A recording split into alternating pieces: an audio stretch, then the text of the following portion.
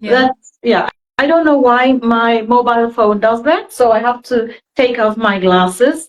And but I can still see you, but I can't read anything that is will be written here for our guests. All right. Then let's see, when I can see it, I will have a look. I see people who have joined, so that is good.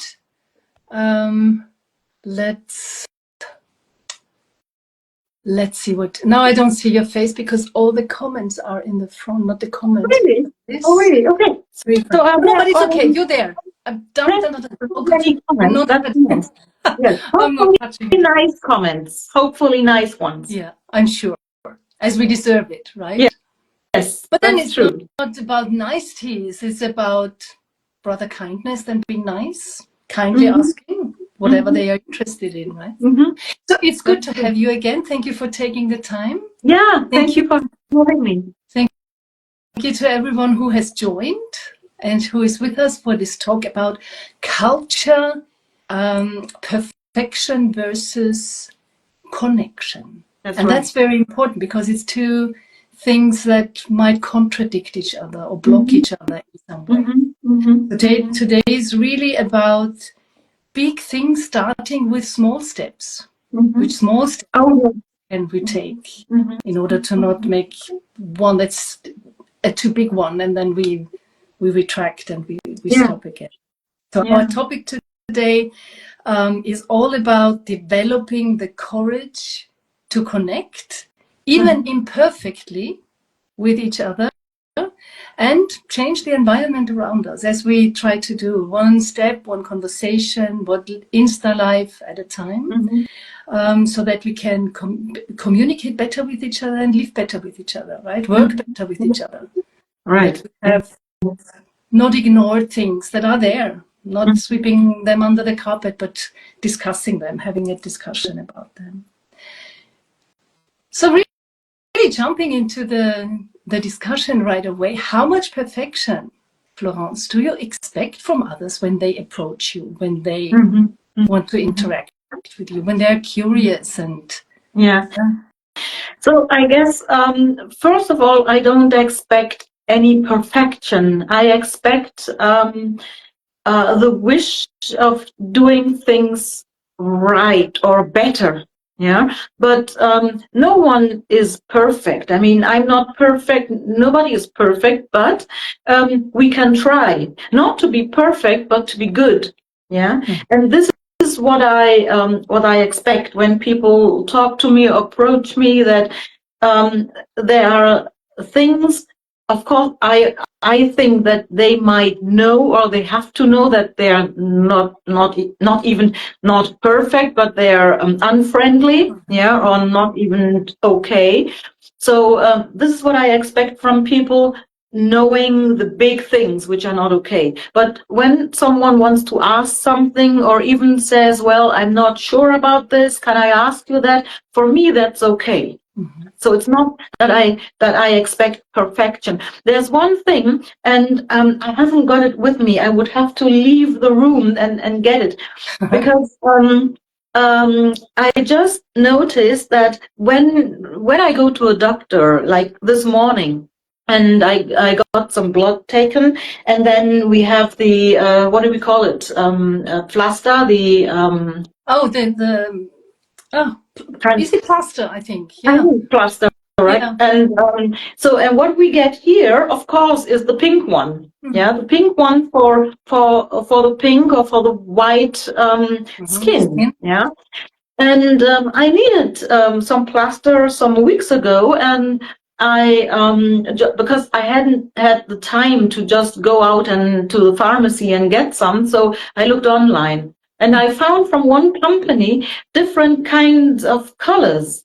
And I found one which really matches my color. Yes, my skin tone. And I ordered it, and I was really emotional when I unpacked it and noticed, wow, I was so emotional. I ordered 2 more packs, because I love that. And I just I made a picture of the little package, and just wrote some people may now laugh, but I have tears of joy in my eye. Yeah, and I made a story, and then I just screenshot the story and made a post. And I looked at it this morning. This post has over 100,000 views. I have missed that. I have to look at that. Yeah, I'm sorry for that. Oh, so yours is missing, because then we would have one more. Yeah, no, it will come. I can assure you. Yes, yeah. Yeah. Over 100,000 views, I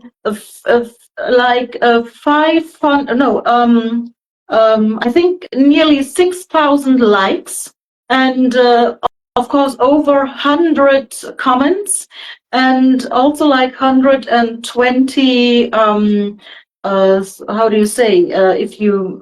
It's kind of you store this, yeah, or market or whatever, yeah. Mm-hmm. But over 100,000 views, only because I posted this. And why am I talking about that? I think the people, they loved to see, and also the likes. I mean, the views is one thing, but the likes, nearly 6,000 likes. Mm-hmm. Yeah, that's the most important thing. And the people, they just love to be seen. Yeah, and there were lots of white people who just shared this joy. Yeah, and who wrote me and said, well, I don't need it because I'm white, but I'm so happy for you people that you have that now. Yeah, and lots of people who were POC, so black, they said, oh, wow, I will go and order my version as well. Yeah, and this, for me, this is so really emotional, because I noticed there are people who are able to share the joy, and who are happy with me in this case, and other people who say, well, I also want this. There were some, but only few. I think 2 people. One said, well, my husband said he does not care. He's black, but he doesn't care, which is okay. Yeah, I mean, not all black people need to use this if they don't want to. And there was one, I guess it was a lady, because the profile showed that it was female. She said, oh, this is nonsense, and they would also take a green one. Yeah. But then I noticed that others reacted to her comment. Yeah, and said, well, what a shame. You can't even share joy. Yeah. Or empathize with you, because I can completely understand that. Yeah. I can totally understand that it contributes to you feeling seen. Yeah. Existing in this world with your skin color like everyone else, right? Yeah. And I'm actually flabbergasted that it hasn't been invented earlier. I think it has been around in the UK. I would see it maybe more than in Germany, just because of the history of the country. Here are certainly more black people than in Germany. However, it should not be something so difficult to get or so. Yeah, right. Well, perhaps it's because I haven't searched on the net before. Yeah, and I was told that, especially from this company, it was invented like 2019. Perhaps I haven't looked at it or looked for it, but for me, yes, we have 2025, and I'm really happy. But I mean, when I go to a pharmacy, of course, in the last years, I went to pharmacies, I looked for this product, and I have never seen it. Sure, and this is where imperfection now comes into the topic. Yeah? I don't blame the pharmacies.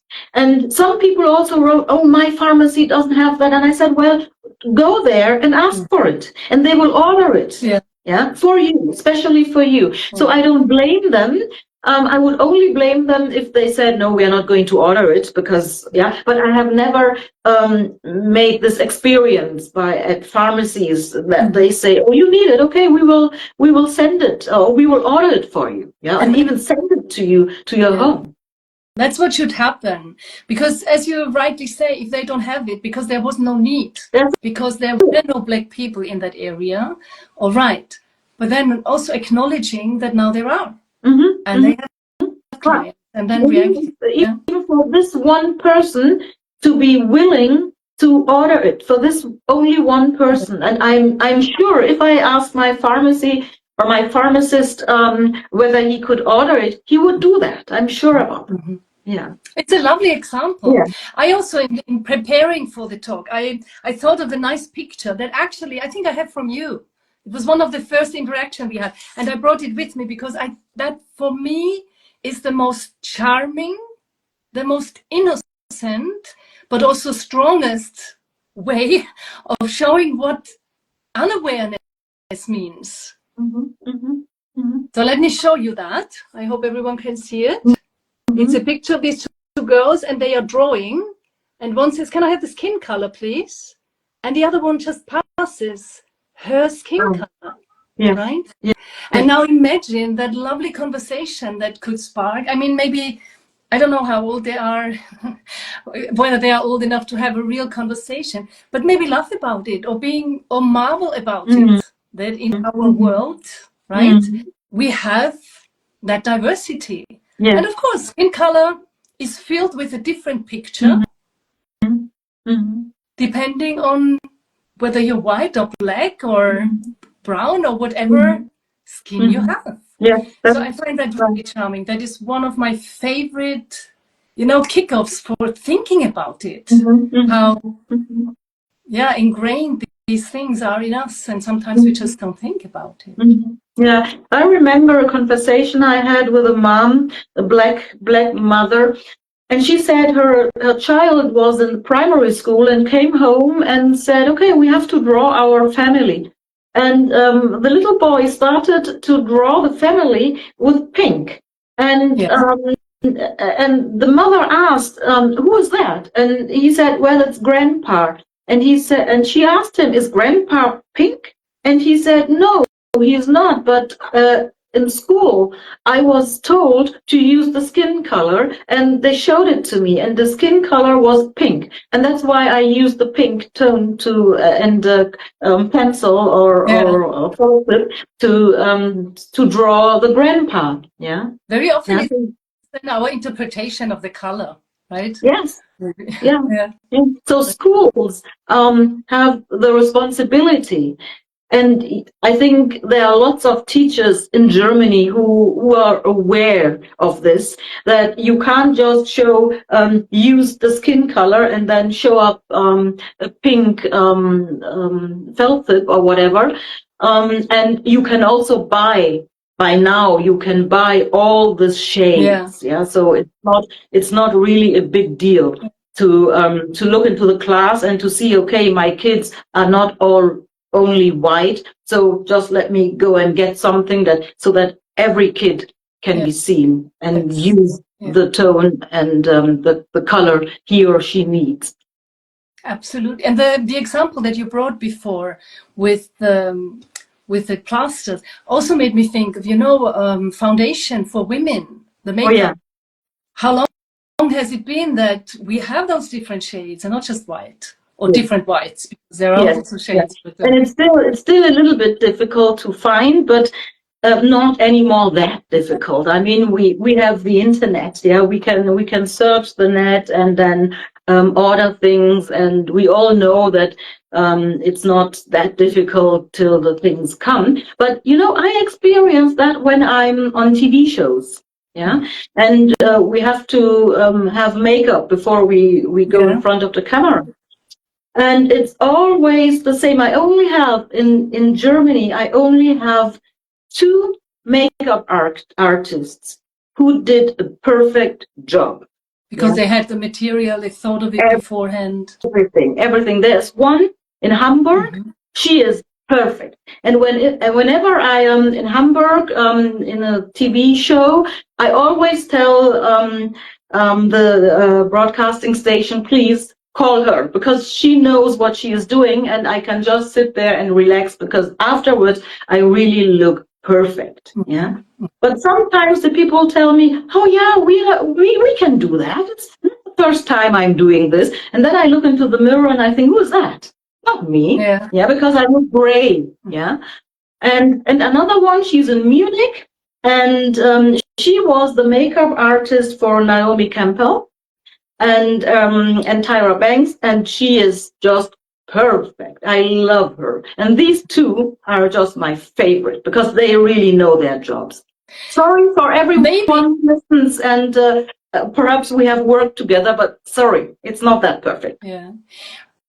However, maybe they had to approach Tyra Banks and Naomi Campbell also with a little bit of imperfection because it was then when they learned. Right? Maybe. Yeah. But we have to make an effort. It's about the effort, right? It's about the attention that we have. Right. And all of them, all the others, they also made a big effort. But I mean, making the effort is one thing. But when I sit in front of the camera and I look gray, no one would say, oh, but there was someone who made the effort. The people would just say, what does she look like? True. Yeah. Right. But then sometimes I would argue maybe people, they avoid those mistakes by not even trying because they are afraid to make a mistake, because they are afraid if they are not perfect, they shouldn't even start. What do you think about that? Yeah.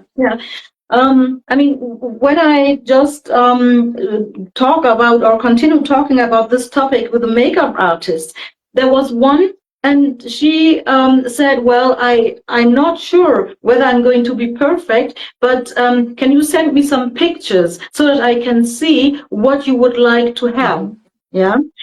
And I also have my own material, so my foundation, my powder, and I take that with me. And then they are not too proud to use my products. Yeah.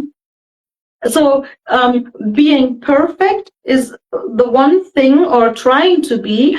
And the other thing is to say, well, then I don't touch anything or I don't say anything because I'm afraid of being imperfect. Yeah. And then I'll say, well, no. First of all, you can ask questions. True. Yeah. Is this word correct, or how do I approach this situation? So ask. Yeah. There's nothing bad about asking. But what is bad is to think that you know everything and don't need to ask. Yeah. So I think that's an underrated tool anyway, asking in our society. It's underrated to be able to ask. To ask, that's true. That's underrated, to ask and to admit that you have, let's say, a blank sheet. Yeah. To admit that there is something you don't know. Yeah. The people are ashamed. True. Very often. So how can we encourage them to keep going? To what can we do in order for them to keep going, not being afraid?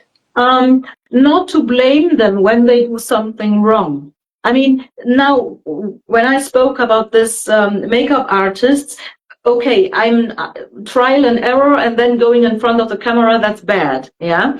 But if it comes to that, we talk about topics or words they don't know, and you notice that this person doesn't do that in purpose. Yeah. But the person is just insecure and does not know better, then I think, or I always try not to blame the people, yeah, and not to call the person off or to stop the conversation, but then to correct the person, yeah, and not correct in the way that I say, oh, that was wrong and you have to make it better. But when someone says, like in German, they love saying a person is colored. Yeah, and in German it doesn't sound good to say someone is farbig. Yeah, it doesn't sound good. And when someone says that, then I just repeat the sentence and repeat it in the correct way. Yeah. What would you say with regards to you then? I'm a black person. Yeah, or when I had one online coaching, and so there were many people on the other side, was in New Zealand, and but we spoke German. And one lady said, die Farbigen mentioned, so the colored people. And she asked something like, do the colored people do this and this? Yeah. So, and then I repeated the question. I said, oh, well, you just want to know whether the black people do that and that.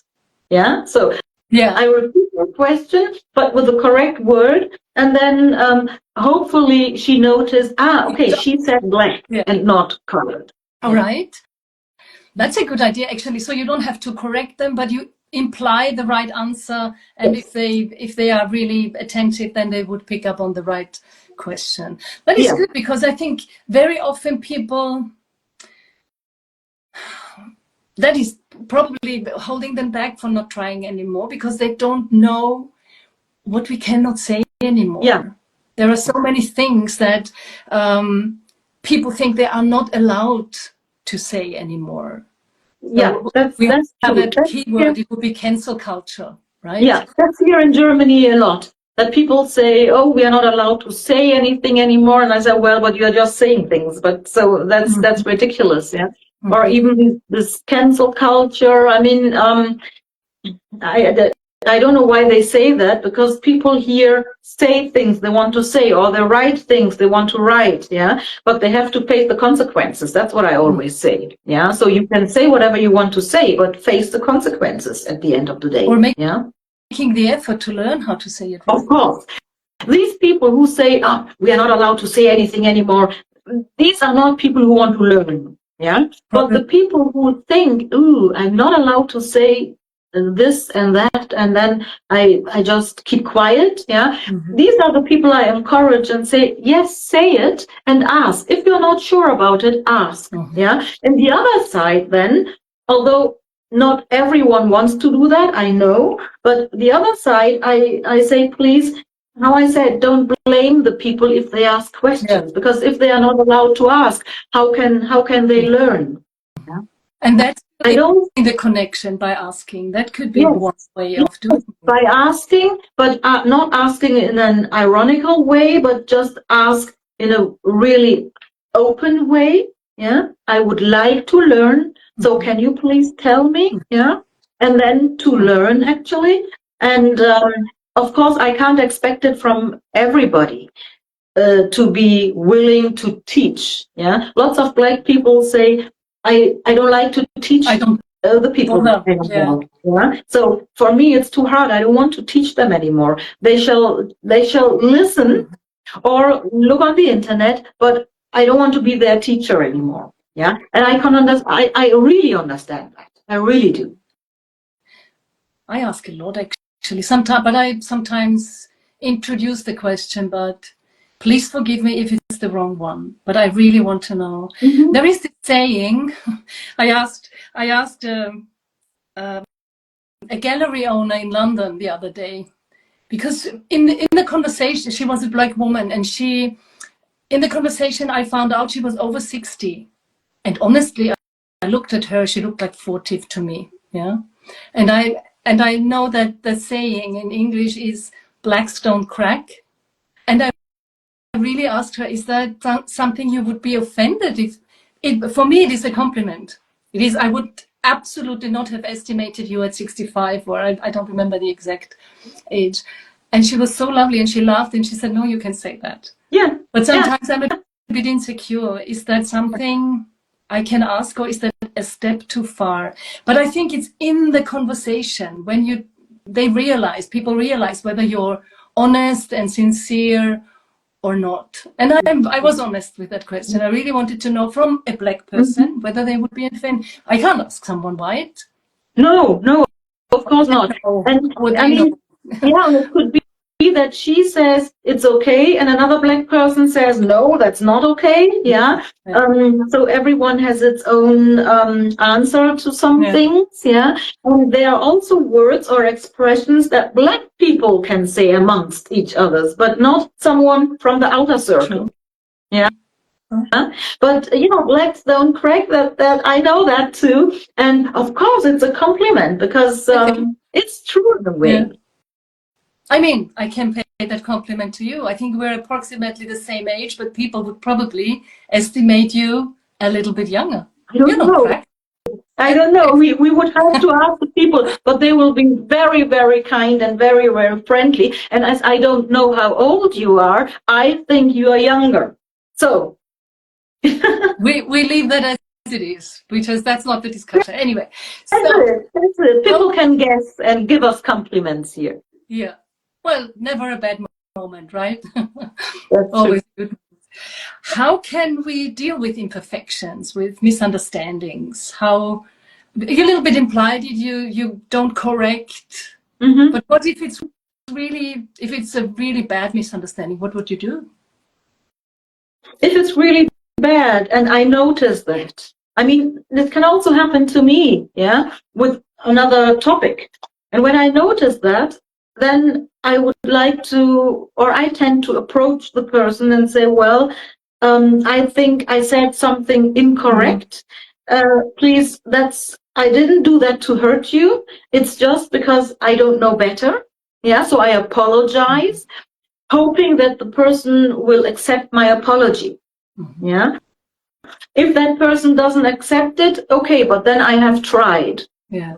And that is a textbook example for, everything going wrong, actually. Yeah. Acknowledging, apologizing, and hoping that the other person also acknowledges that it was an honest mistake. That's it. That's it. When I notice that someone says something to hurt me, then it's not a misunderstanding. Mm-hmm. Yeah. Then I understood correctly, and then just leave me alone. Yeah. Mm-hmm. But when it's a misunderstanding and the person didn't know better but tries to do better, then I can take apologies. Mm-hmm. Yeah. Right. And this is what I would love also from other people, that they could take apologies. Although I always say I hate these "oh sorry" society, because this is also something that I notice. People say something and I'm sorry. Okay, but you should have known better. Yeah, mm-hmm. Even politicians do that, or people who are well known. They say things that even a kid knows that we don't say that anymore. Yeah. And when then the society is aware of that and blaming them on newspaper or in the internet or wherever, and it's too tight, it comes too tight for that person, then it's oh sorry, it wasn't negatively meant. Yeah. And this is what I think. I always call it the "oh sorry" society. Yeah. Sometimes the "oh sorry" does not really correct the mistake. That's the other thing. Yes. Yes. But when I do a mistake, when I make a mistake that I should have known beforehand that it wasn't okay, so that I shouldn't have done, then this "oh sorry" is for me not honest. True. All right. Yeah. Okay. So summarizing that element of perfection, that's probably only paralyzing sometimes. So not looking out for perfection in our interaction, in our communication, but looking for that connection that can transform. That's it. That's it. And this is what I think is the best thing when I'm communicating with someone. First, to see what connects us. Yeah.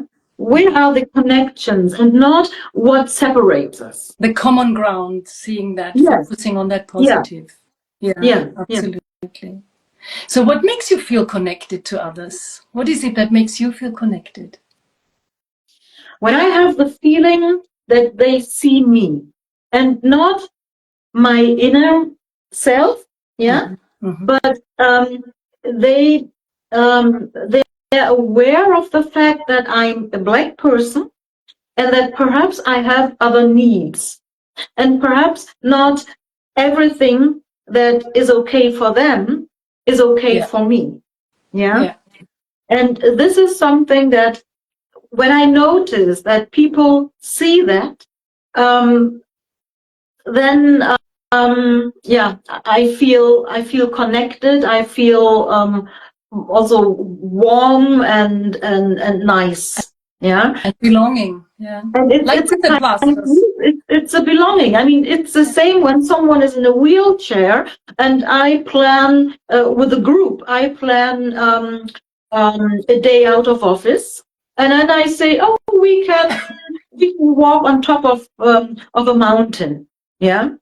That excludes that person. Mm-hmm. Yeah? So I have to think that person with my plans. I have to just include the person into my plans and say, okay, what can we do that everyone can do? Yeah. Or if it comes to going to a restaurant and someone is a vegetarian, then to look, okay, does this restaurant offer some things for vegetarians? Okay, good. You can always, restaurant. Right. Because you can always eat just the potatoes and just the lettuce, yeah, but vegetarians don't want to eat the leftovers. They don't want to order the steak and potatoes without the steak. Yeah. They want to order something, that is meant for them. Yeah, and this is what I mean when we plan things, for example, then to look who has to be included into this plan and what are the needs for these people. And this is when I feel connected. And I often notice the opposite. All right. Yeah. There are lots of people who are very good at that. Yeah, but there are also people who are not. Yeah. And they really make you feel excluded. So looking at the positives, what do you think are the signs of a culture that really deserves the name connection culture, where these things are lived, where people look out for needs? What do you think are the signs? Yeah, culture is a very big thing. That would mean that the politicians and all the people would include others. That would mean in Germany, which is not the case, that we would have, for example, traffic signs in different languages, or even in sign language or whatever. What we don't have. So I think there is. You can also over-connect things. Yeah. You know what I mean? Yeah. So, I mean, it wouldn't hurt me when the traffic signs, so the signs where something is written on, where that is in German and in English and in French, for example, it wouldn't hurt me. But in Germany, that's not the case. I haven't seen that, and I travel a lot. More inclusivity in general, being more inclusive of different societal groups. Yeah. I mean, we can have, for example, the example with the restrooms. Yeah, you can have male restrooms, you can have female restrooms, and you can have diverse restrooms. And I have seen that in one university. They have 3 different kinds of restrooms. Yeah. And this is, I think, something for the people who say they are non-binary. They feel connected then, I guess. Yeah, absolutely. Yeah. Our world is quite diverse in so many different aspects in the meantime that sometimes we might argue it's not even possible to cater to all the different groups. If we were. But then maybe we need to look at ways where how we can do that. How we can do that, and also how we can start in the small surrounding. Yeah, changing the whole world is one thing, but changing my surrounding, like in a company. Yeah, let's start in the school or in the company. When the boss of the company thinks, okay, or even knows I have someone in my company who's non-binary, for example, yeah, even if he likes that or not. And it does not hurt anyone to say, okay, good, we have, let's say, 6 restrooms let's turn one into a diverse restroom.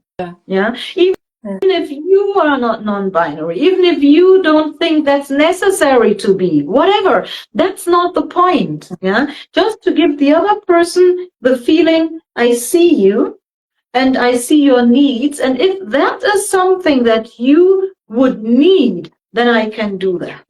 Yeah. The other thing is what I read in the internet.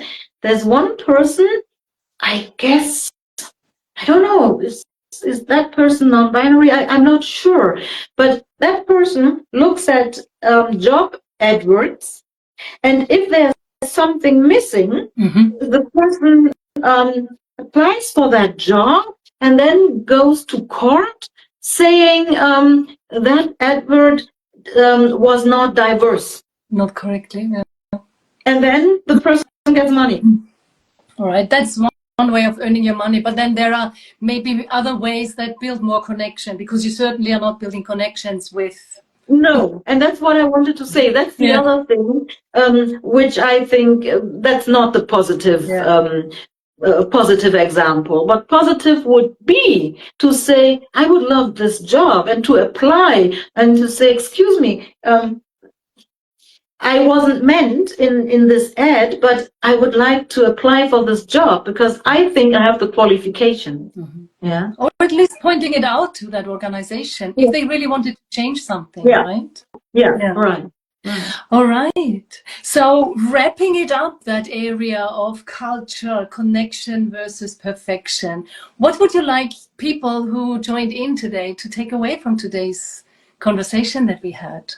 Or anything else that you would like to add, Florence, of course. Yeah. So what I would like to tell the people is not to always look in the big area, but to look in the near area, in the most near surrounding. What can I do to make people feel connected? Even family. In the family. It starts in the family, then we can go into the work surrounding. Yeah. So what can I do that a person who doesn't belong to the major people, how can I make this person feel good and feel connected? Yeah. So this is what everyone who listens to our conversation can do from now on. Yeah. Or from tomorrow morning. Yeah. To say, what can I do? Why wait? I wait, and it feels so good, to feel that other people see oneself. That really feels good, So start right away. That's what I would like to tell the people. Thank you. That's a good way of concluding it. It brings me also to a thought that I had when we approach conversations. There is a saying by Elizabeth Lesser, and it is, we have to start with a beginner's mind, because in the beginner's mind there are many possibilities. In the expert's mind there are few. So that's true. Maybe that's also a way of approaching these conversations, intercultural interaction, encounters in our daily lives. Thank you, Florence, for... Sorry. That's something I want to say. Everybody should do this. So it's not a one-way thing. Not I'm the black person and I will wait till you white people do that. No, it's diversity is diverse. So it's not only about the color. It's also about the sexuality, about the mental health or physical health or whatever. So disabilities, whatever we have. So everyone has this job to do. Very good. Thank you, Florence. Thank you for thank you for sharing. Thank you for giving your views. And I'm looking already forward to the next one. To everyone who had joined in, thank you for being here, for listening. Think about what would you like to take away from today's conversation. What is it that you can, as Florence said, do from tonight, from tomorrow, wherever you are in your time scale there. And have a good evening, have a good night, have a good rest of your day if you're more in the west of our world, and being in the morning maybe. And thank you, Florence, as always, to be there to help us, to educate us. to talk. Thank you too. Thank you for having me in your talk, and I'm really looking forward to the next one. Me too. Which will be in May. That's right. That's okay. right. Thank okay. you. So see you. Bye-bye. Bye-bye. Bye.